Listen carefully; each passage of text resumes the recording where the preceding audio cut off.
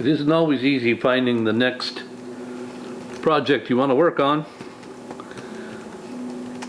Some of them are not worth the time. Some of... Ooh. Oh, yes.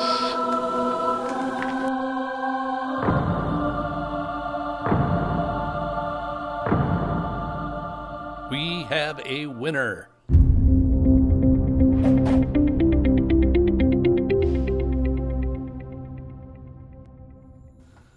I contacted the guy on Facebook about this Harley Davidson electric golf cart.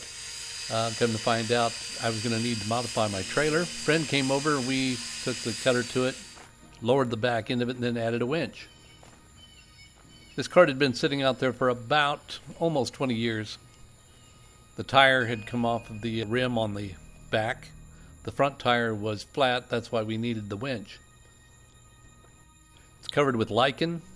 It has stuff growing out of the carpets, but I'm assured that the real estate that's in the back of it we can take with us.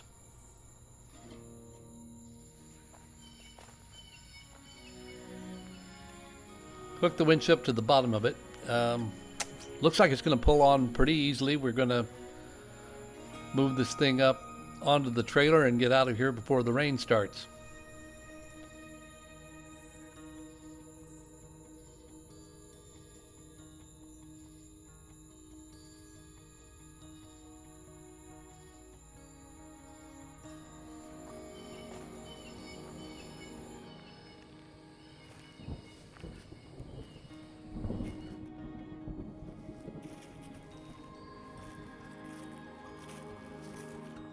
You know, getting the cart onto the trailer was one thing, using a winch, pulling it up with the wheels flat on it, but getting it off is going to be a different deal.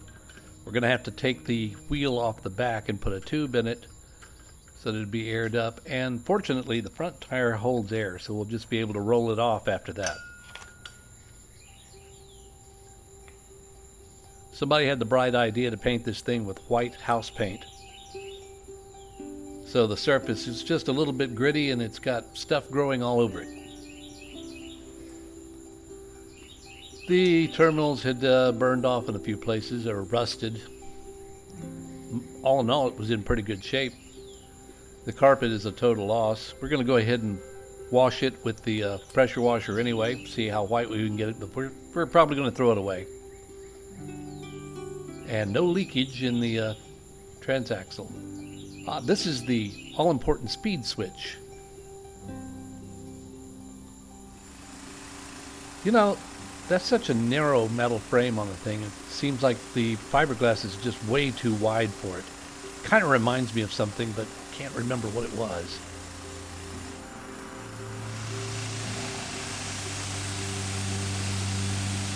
I cannot imagine doing this job without this pressure washer. This is doing a great job getting everything off of it just so we can work with it.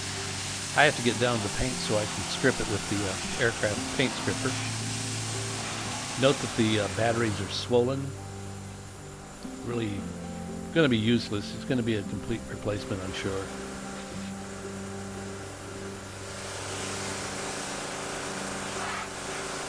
Well, these batteries have a 9 stamped on them, which I'm sure is not 2009. It must be 1999.